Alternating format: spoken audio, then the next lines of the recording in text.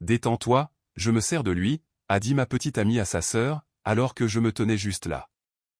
Au matin, les abonnements étaient annulés, les avis d'expulsion étaient signifiés, et sa vie était complètement bloquée. Salut, Reddit. J'ai surpris ma petite amie depuis 4 ans en train de rire avec sa sœur sur la façon dont elle se servait de moi, alors que je prévoyais de la demander en mariage, pensant que nous construisions réellement quelque chose. Ce que j'ai fait ensuite l'a rendue absolument hystérique. Prenez votre popcorn et profitez du spectacle. Je m'appelle Damien, homme de 35 ans, et je dirige un atelier de restauration de motocyclettes sur mesure en périphérie de Lyon.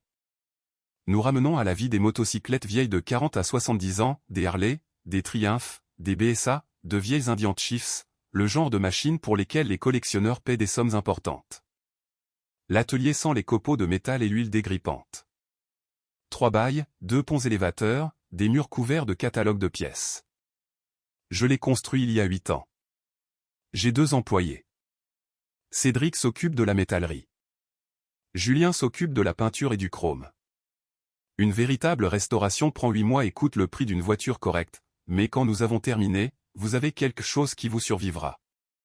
L'entreprise rapporte bien.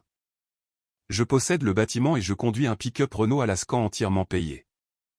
L'année dernière, l'atelier a dégagé 206 400 €. Une restauration peut coûter de 25 800 à 51 600 €, selon la motocyclette.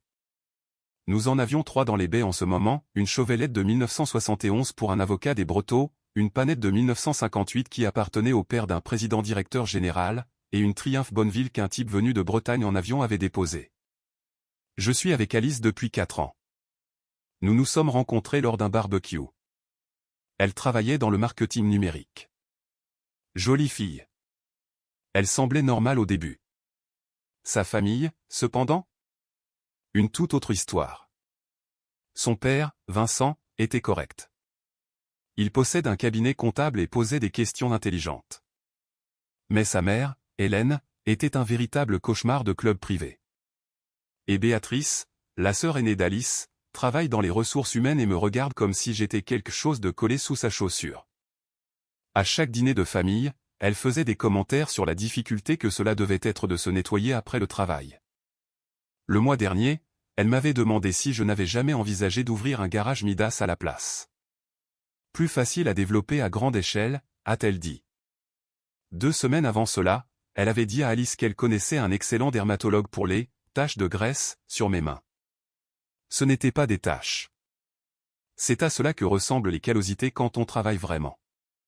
Le mois précédent, elle avait envoyé à Alice une offre d'emploi pour un poste de directeur de garage chez Feu Vert et avait dit que cela pourrait être ma grande percée dans le monde de l'entreprise. Alice me l'a montré en riant. Je n'ai pas trouvé ça drôle.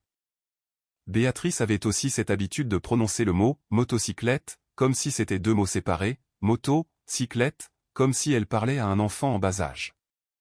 Mais Alice me défendait toujours. Elle vantait l'atelier, montrait des photos à sa mère.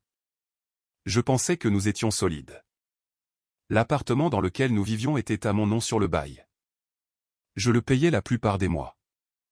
Je payais aussi son abonnement Canva, Adobe Creative Cloud, son abonnement à la salle de sport Basic Fit, et Spotify Premium, soit environ 198 € par mois. Elle disait avoir besoin de Canva et d'Adobe pour des projets de travail et que son entreprise ne fournissait pas de licence de logiciel. J'ai découvert plus tard que son entreprise avait des comptes d'entreprise pour tout. Elle utilisait mes abonnements pour faire du travail indépendant à côté, en empochant l'argent. 4 ans de dîner du dimanche, 4 ans de commentaires désobligeants de Béatrice, 4 ans où Hélène demandait quand j'allais faire la transition vers quelque chose de plus stable. Puis, dimanche dernier, j'ai découvert exactement quel genre d'équipe nous formions. Les dîners du dimanche chez les parents d'Alice étaient devenus une routine au fil des années. Leur maison se trouve dans l'un de ces quartiers sécurisés où chaque allée a une Audi ou une Volvo. C'est une grande maison bourgeoise en pierre, parfaitement aménagée, avec aucune personnalité. Vincent a toujours été correct avec moi. Il avait en fait travaillé sur des voitures au lycée et avait une Peugeot 504 qu'il avait vendue pour payer ses études universitaires. Nous parlions de moteur, de taux de compression, d'alésage et de course. C'était un gars normal coincé avec des histoires de clubs privés dont il ne se souciait même pas. Hélène était une autre histoire. Elle dirigeait cette maison comme si c'était son propre royaume personnel. Tout devait être parfait. Les serviettes devaient être assorties à la nappe. Le dîner commençait à 15 heures exactement. Si vous arriviez à 15h05, vous en entendiez parler. Et à chaque fois que je venais, elle trouvait un moyen de rappeler à tout le monde que je travaillais avec mes mains pour gagner ma vie. Damien, pensez-vous que vous voudrez un jour retourner à l'école?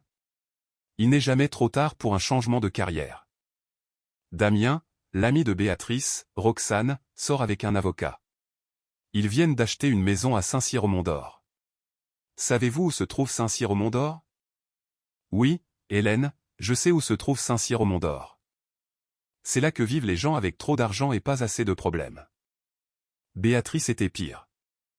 Elle se présentait à ses dîners avec son fiancé, Nicolas, un gars d'entreprise qui travaillait dans la vente d'appareils médicaux. Il venait d'acheter un appartement en centre-ville, ce qu'elle mentionnait environ 47 fois par visite. À chaque dîner, c'était la même routine.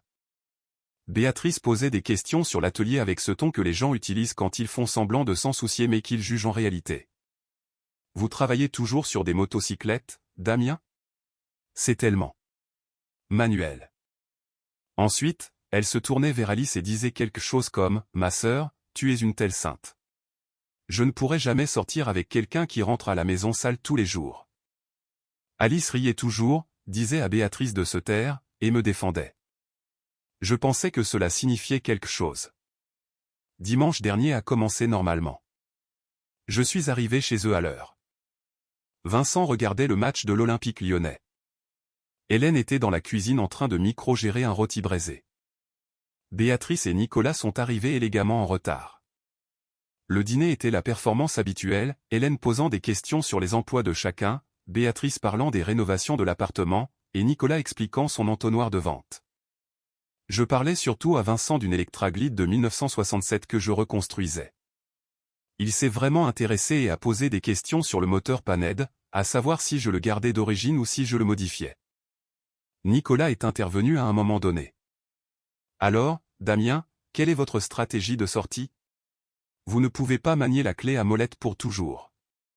Que se passe-t-il quand votre dos vous lâchera? Je lui ai dit que je possédais le bâtiment et l'entreprise. C'est la stratégie de sortie, n'est-ce pas? Mais avez-vous pensé aux opportunités de franchise? Au développement à l'échelle sur plusieurs sites? Le gars vendait des équipements médicaux aux hôpitaux et pensait que tout devait être développé à grande échelle. Hélène l'a interrompu pour me demander si j'avais déjà envisagé de tirer parti de mes compétences en mécanique pour quelque chose de plus lucratif. Je lui ai dit que je gagnais bien ma vie. Elle a souri de ce sourire crispé et a dit, « Bien sûr, mon chéri. » Après le dîner, Vincent et moi nous sommes retrouvés dans son garage. Il avait gardé de vieux outils de son époque automobile et voulait savoir s'ils seraient utiles pour le travail sur les motocyclettes.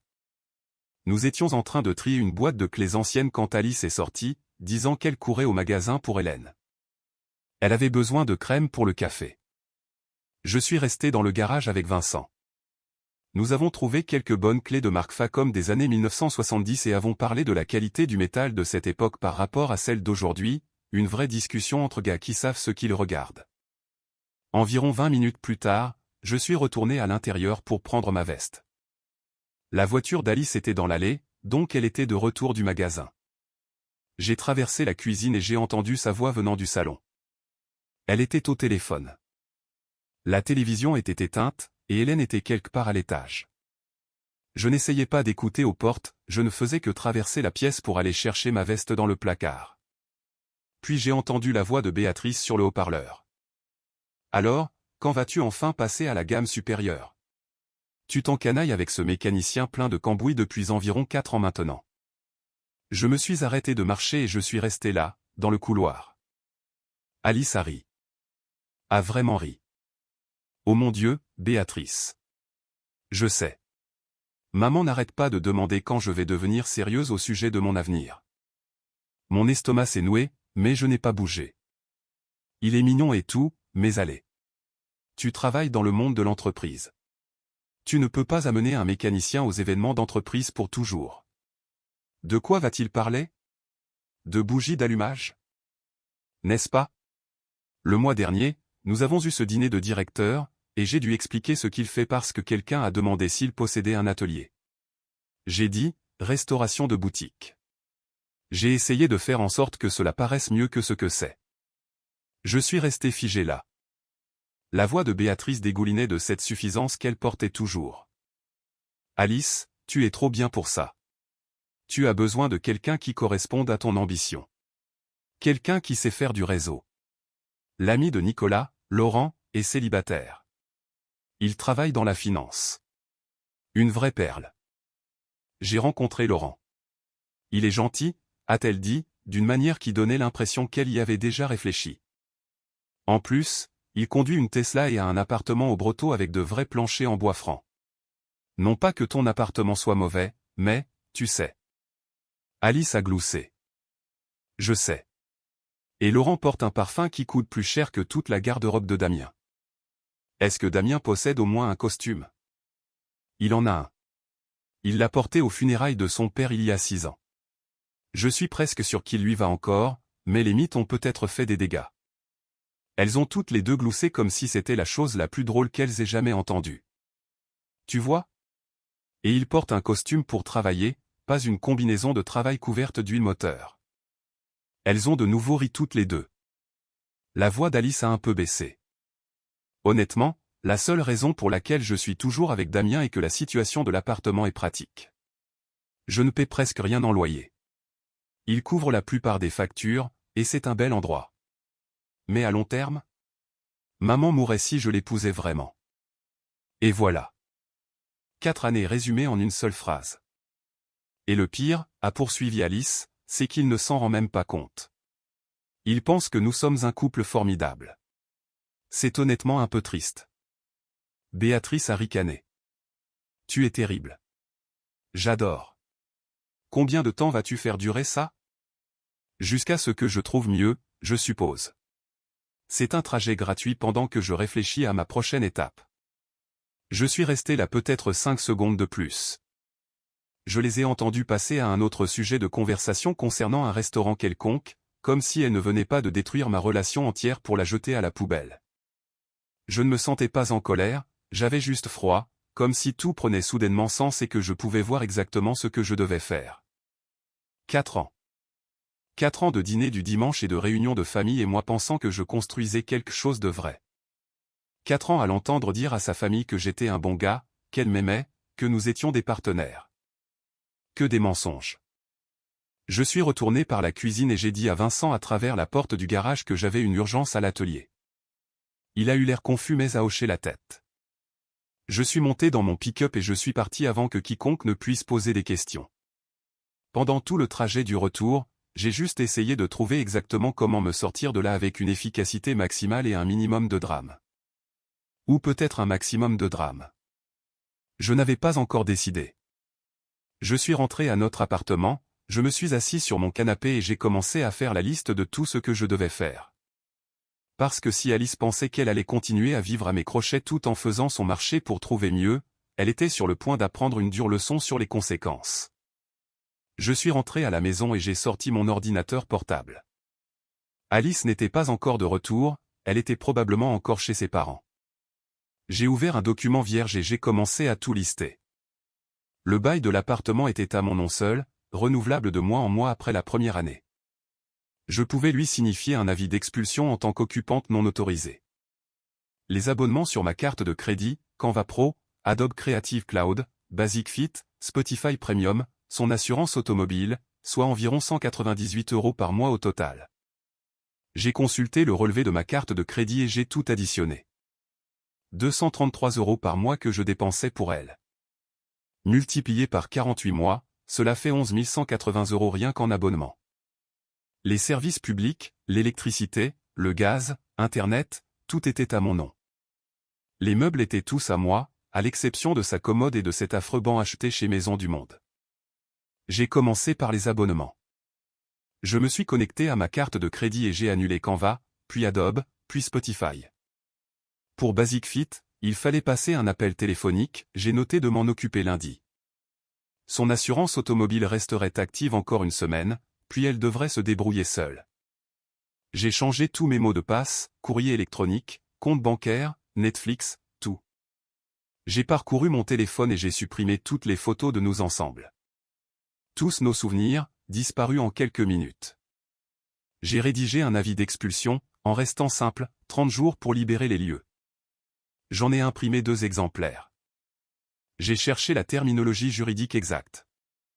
La loi française était claire, elle n'était pas sur le bail et n'avait aucun droit de locataire. Techniquement, j'aurais pu lui donner un préavis nul, mais 30 jours rendaient la chose inattaquable. Vers 19h, Alice est rentrée. « Salut bébé, où as-tu disparu ?» Tout le monde s'inquiétait. J'ai eu une urgence avec un client. Une vieille panette a commencé à fuir. Elle y a cru. Elle s'est blottie contre moi sur le canapé. Je l'ai laissé faire. Inutile d'abattre mes cartes pour le moment. Elle a fait défiler l'écran de son téléphone pendant que je regardais le match, en train de texter Béatrice probablement.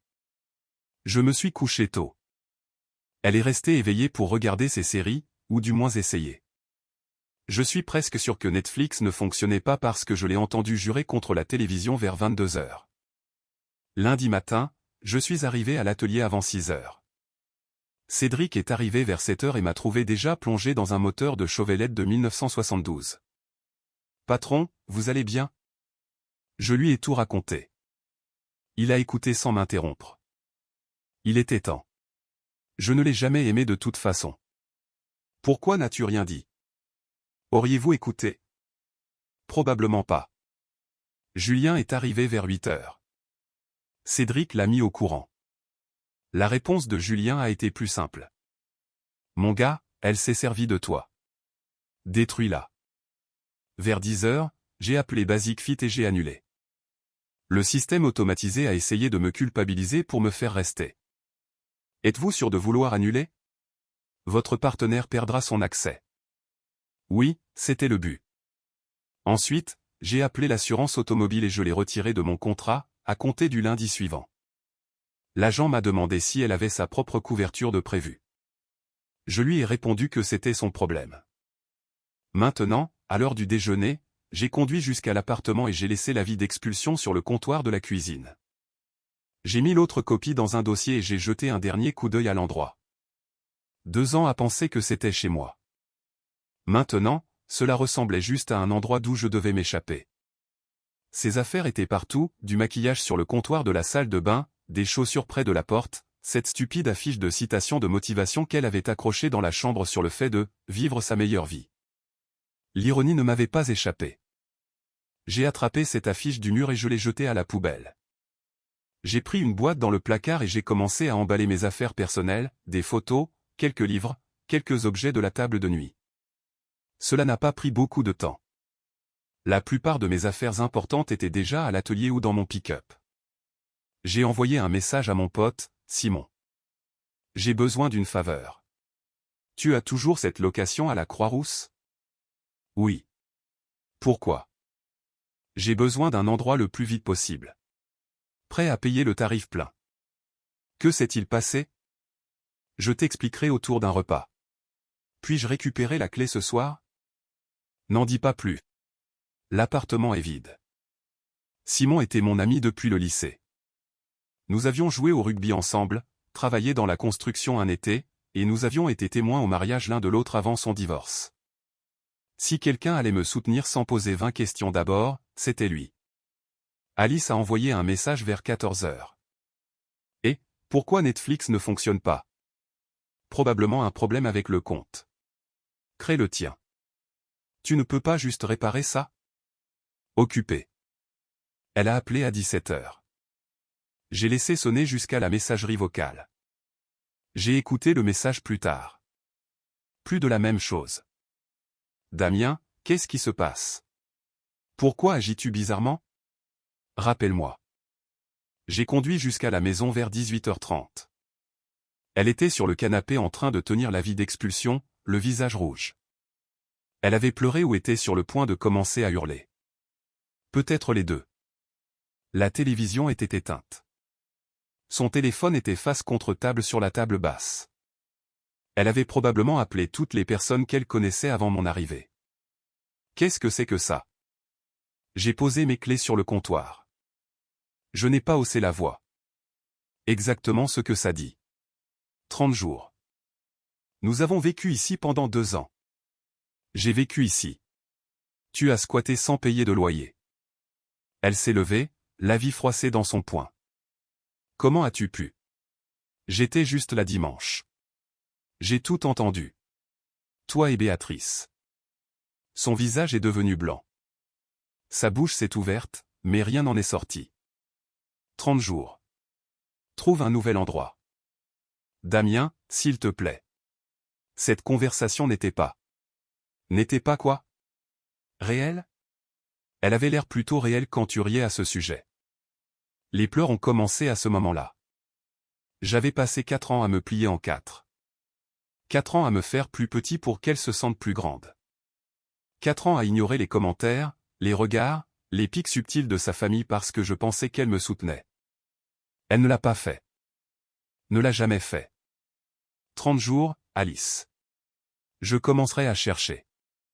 J'ai attrapé mon sac de sport dans la chambre et je suis passé devant elle alors qu'elle se tenait dans le salon en tenant cet avis d'expulsion comme s'il était écrit dans une langue qu'elle ne comprenait pas. Je suis parti, j'ai récupéré la clé de location de Simon, et j'ai commencé à planifier ma sortie comme s'il s'agissait d'une opération militaire. Alice a lancé sa contre-offensive mardi matin. Les appels téléphoniques en pleurs ont commencé tôt. J'étais à l'atelier en train de serrer les boulons de culasse sur une Panette de 1969 quand elle a appelé la première fois. J'ai laissé aller sur la messagerie vocale. C'était un message de 3 minutes disant que nous devions parler, que c'était un malentendu. Je l'ai ignoré. Elle a appelé 6 fois de plus avant 15 heures. J'ai bloqué son numéro. Elle a commencé à envoyer des messages depuis son téléphone professionnel. Damien, s'il te plaît, parle-moi. Tu ne peux pas jeter 4 ans pour une seule conversation. J'ai répondu une fois, 30 jours. Commence à faire tes cartons. Vers 16 heures, Hélène a appelé l'atelier. Cédric a répondu, l'a mise en attente, et m'a regardé. C'est la mère. Dis-lui que je la rappellerai. Allez-vous le faire? Non.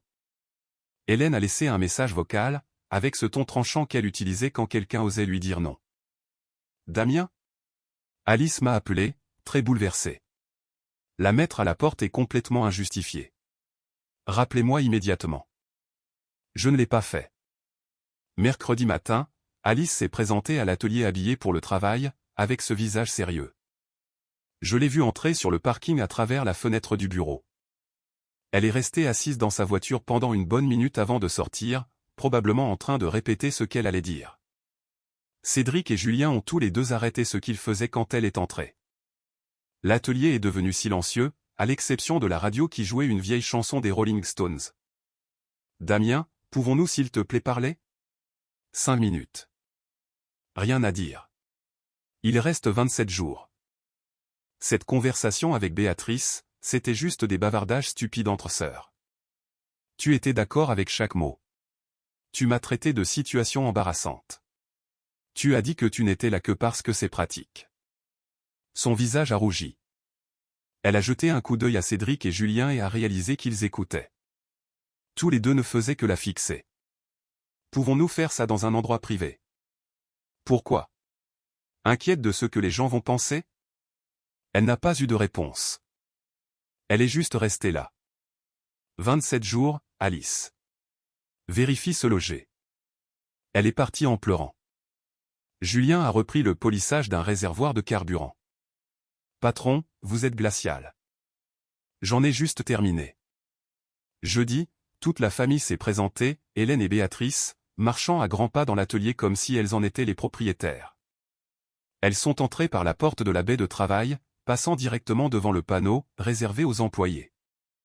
Béatrice portait des talons dans un atelier de motocyclette. Elle a marché dans une flaque de dégraissant dans les 5 secondes et a failli se retrouver par terre, se rattrapant à un établi. Hélène n'a même rien remarqué, elle a juste continué à marcher vers l'avant. Hélène a commencé. Damien, nous devons discuter de cela. Non, nous ne devons pas. Pardon, a-t-elle dit, avec ce ton qu'elle utilisait quand le club privé la plaçait à la mauvaise table. C'est réglé. Béatrice est intervenue. Tu la jettes vraiment dehors pour une seule conversation téléphonique? Pour 4 ans à avoir été utilisée. J'ai gardé mes mains occupées, en train de remonter un carburateur. Je n'ai même pas levé les yeux. Hélène a essayé la sympathie. Damien, je suis sûr qu'Alice ne voulait pas. Elle riait. Elle a dit que la seule raison pour laquelle elle reste est parce que c'est pratique et que vous mourriez si elle m'épousait. Hélène a pâli. Le visage de Béatrice s'est décomposé. Elle a dit ça sur haut-parleur. Vous étiez là. Béatrice lui a dit de passer à la gamme supérieure. Béatrice a reculé. Je n'ai pas. J'ai enfin levé les yeux et j'ai établi un contact visuel. Je ne suis pas assez bien pour votre fille. Vous l'avez clairement fait comprendre chaque dimanche. Il s'avère que vous aviez raison. Je mérite mieux. Silence de mort.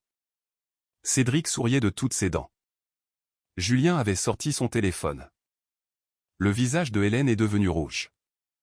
Comment osez-vous? Chaque commentaire sur ma carrière, chaque rappel que je travaille avec mes mains. Vous m'avez dit que je lui étais inférieur depuis le premier jour. Nous essayons juste de vous aider à vous améliorer, a dit Hélène. En me disant d'ouvrir un garage Midas? Pour réparer les taches de graisse qui sont en réalité des callosités. Béatrice a essayé d'intervenir.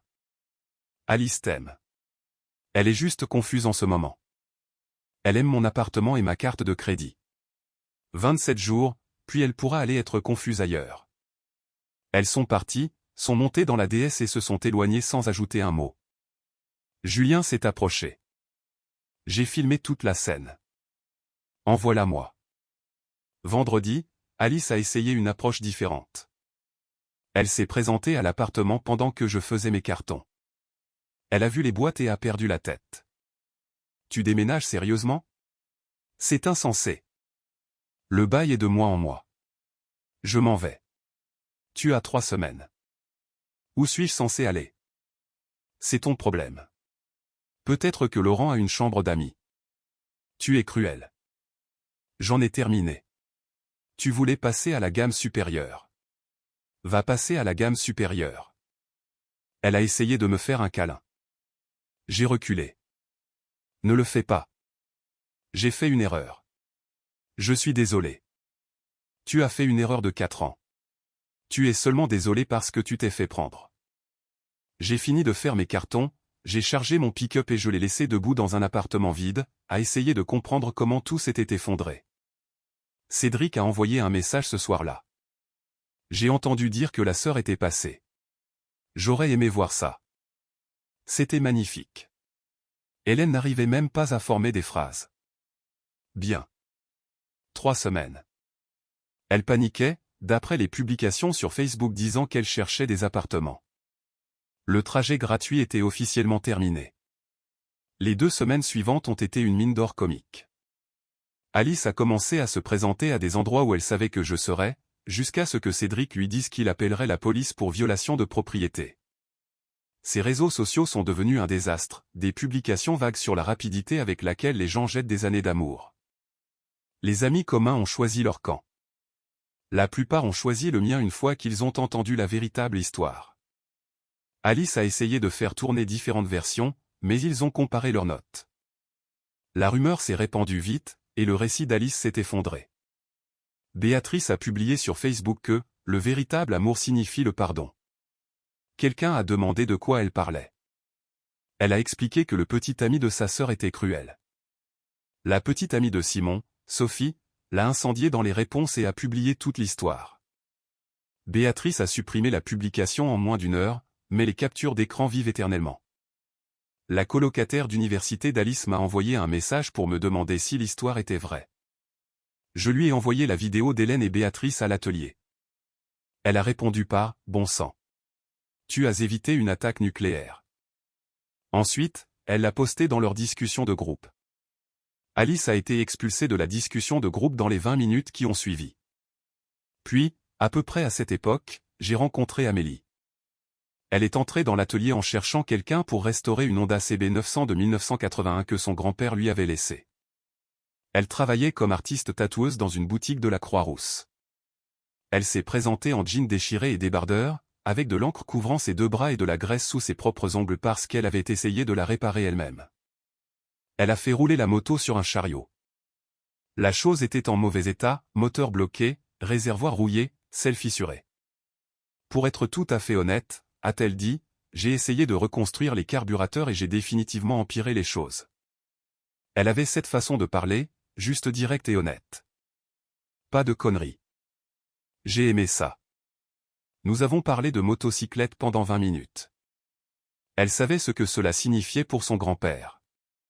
Elle voulait vraiment la conduire. Ses mains avaient des égratignures fraîches d'avoir travaillé dessus. Elle posait des questions intelligentes et voulait comprendre le travail. Quand j'ai expliqué le processus de démontage, elle a sorti un carnet et a commencé à prendre des notes. Nous avons planifié la motocyclette. Amélie a laissé son numéro pour des mises à jour. Julien m'a donné un coup de coude après son départ. Mec, tu lui plais. C'est une cliente. Elle est célibataire, et elle sait réellement ce qu'est un carburateur. Franchement. Bon argument. J'ai envoyé un message à Amélie ce soir-là à propos de la motocyclette. Elle m'a répondu en me demandant si je voulais aller manger et parler du calendrier de restauration. J'ai dit oui. Nous nous sommes rencontrés jeudi soir et avons parlé de la moto de son grand-père, de mon atelier et de son travail. Elle tatouait depuis 6 ans et avait des histoires folles. J'ai eu un gars la semaine dernière qui voulait recouvrir le nom de son ex-petite amie avec un portrait de sa nouvelle petite amie. Ils sortaient ensemble depuis 3 jours. Je lui ai parlé de demandes personnalisées ridicules, comme cette femme qui voulait que les cendres de son défunt mari soient mélangées à la peinture de sa vieille Harley. Vous l'avez fait? Oui. J'ai peint le réservoir d'un bleu métallique profond avec ses cendres dans la couche de vernis transparent. Elle a pleuré quand elle l'a vu. Amélie est devenue silencieuse. C'est vraiment cool. Vous faites un travail qui compte. Nous avons parlé jusqu'à la fermeture du restaurant. Nous avons simplement apprécié la conversation. Pendant ce temps, la date limite de déménagement d'Alice était dans quelques jours. Elle avait trouvé un appartement au Brotteau avec 2 colocataires. Une rétrogradation, mais c'est ce qui arrive quand on brûle les ponts.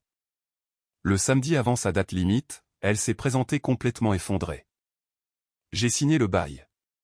Content maintenant? Extatique. Le loyer est de 1032 € plus les charges. Je te payais 516 €. Tu me payais 516 € quand tu t'en souvenais. Et je payais pour tout le reste. Je ne peux pas croire que tu fasses ça. Tu t'es fait ça à toi-même. Je suis parti. Ce fut la dernière fois que je vis cet appartement. Ce soir-là, Simon a organisé une petite fête. Des amis proches, de la nourriture, de bons moments. Amélie est venue.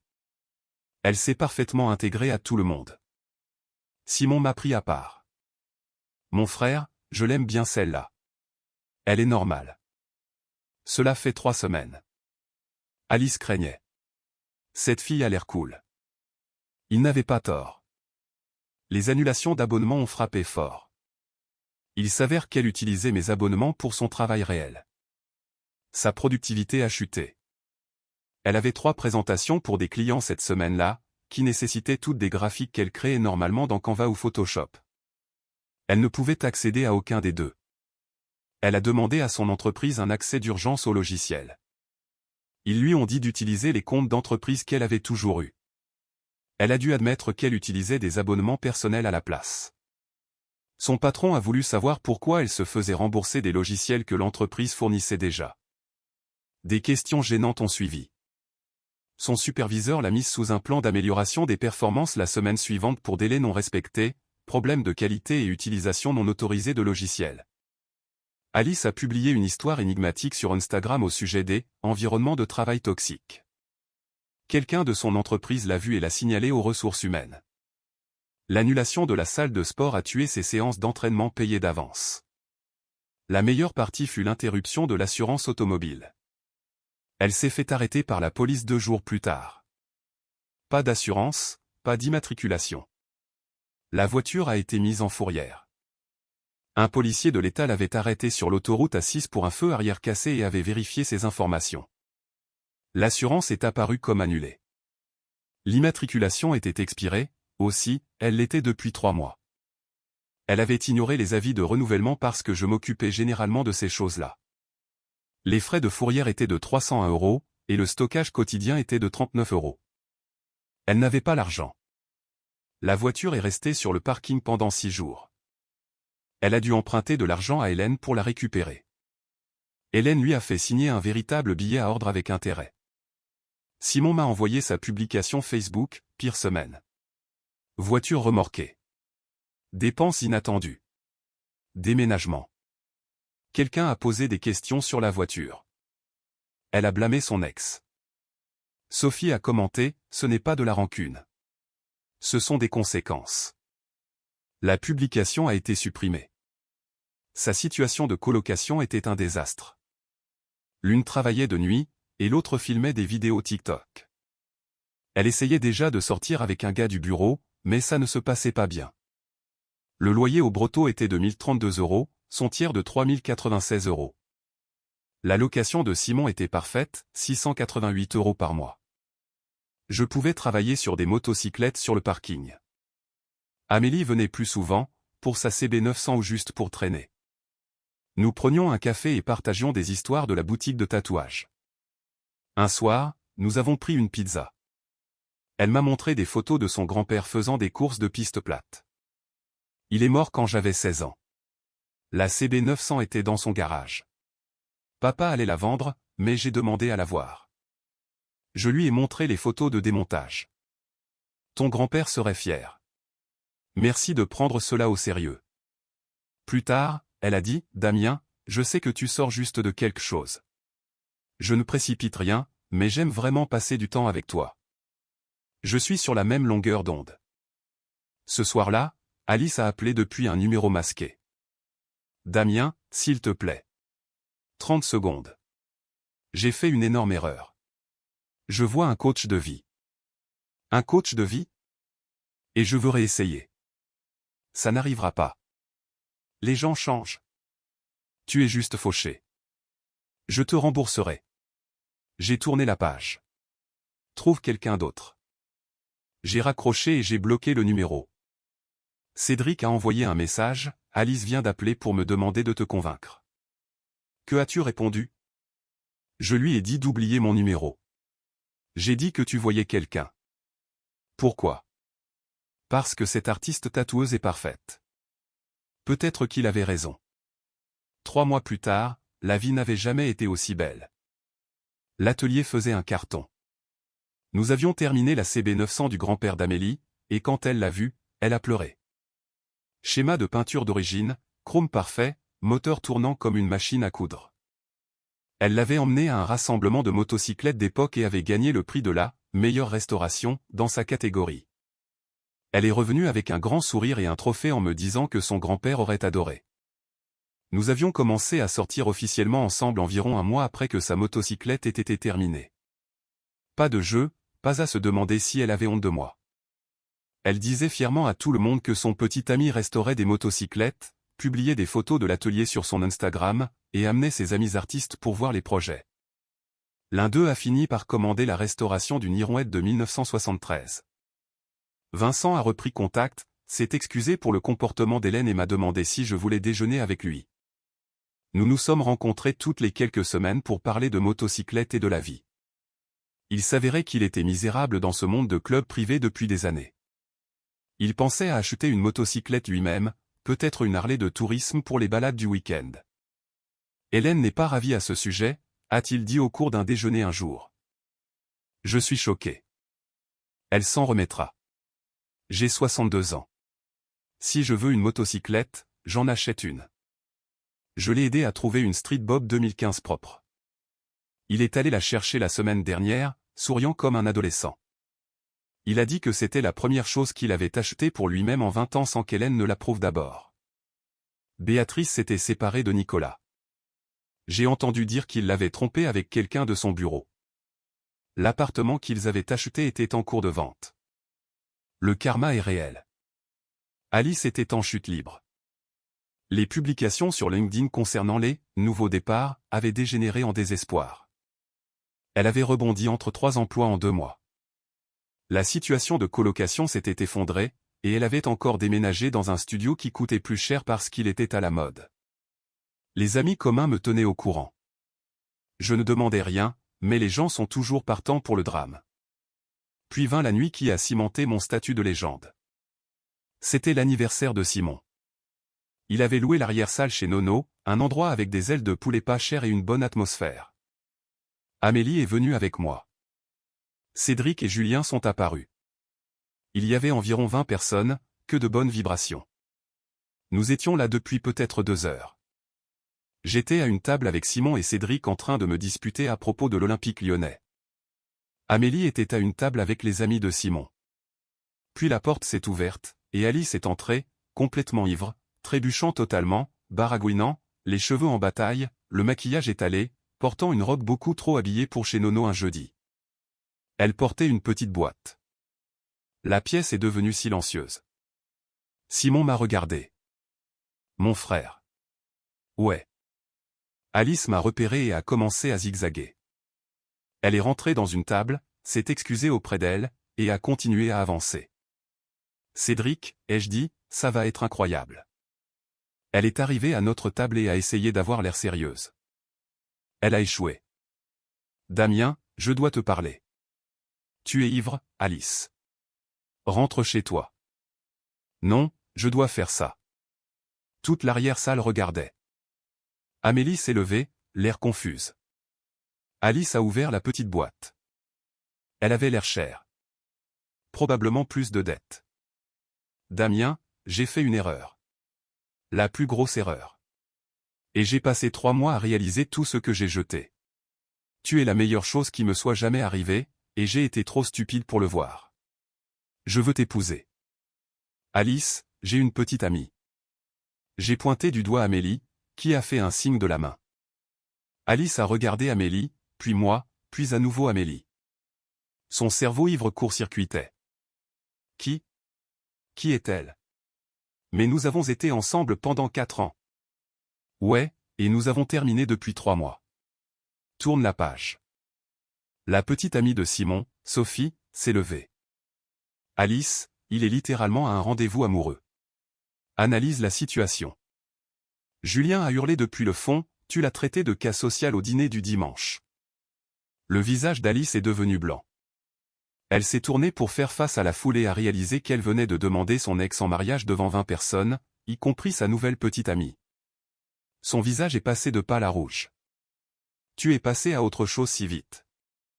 Je suis passé à autre chose quand j'ai entendu ce que tu as dit. C'est juste moi qui suis heureux. La boîte de la bague était toujours ouverte. Elle a baissé les yeux dessus, puis sur moi, puis sur Amélie. Elle a commencé à pleurer à chaudes larmes, le mascara coulant sur ses joues entraînées noires, incapable de reprendre son souffle.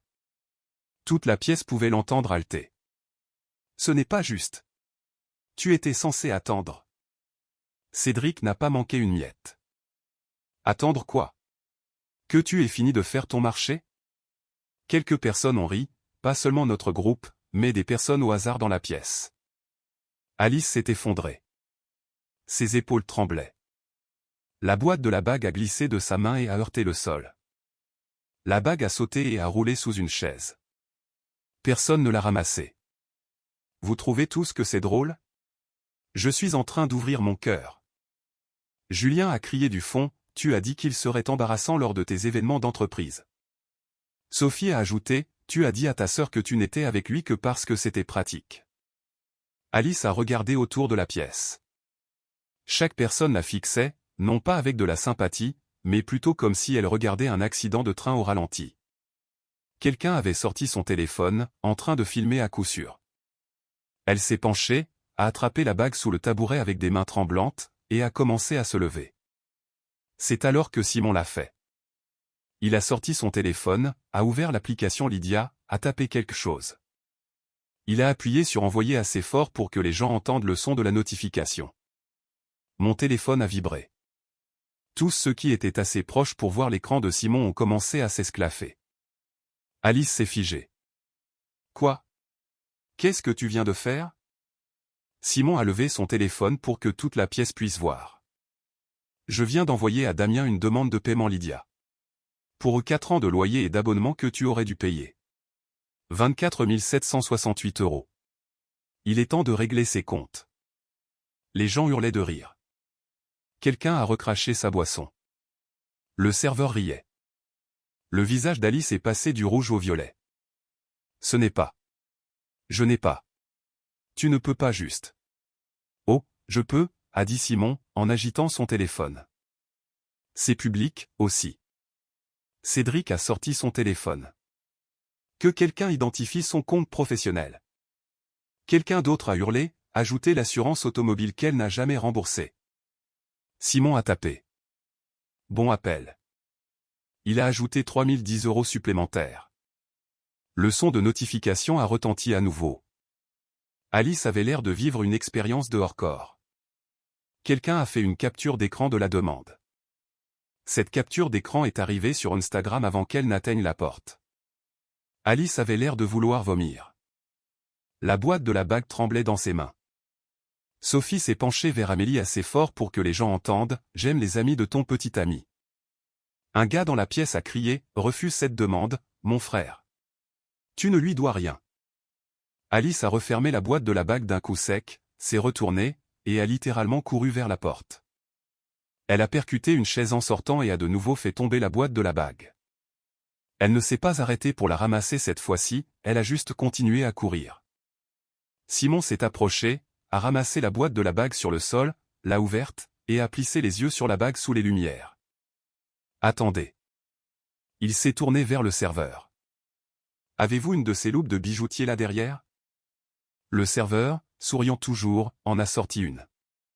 Laissée par un gars d'un prêteur sur gage l'année dernière. Simon a examiné la bague.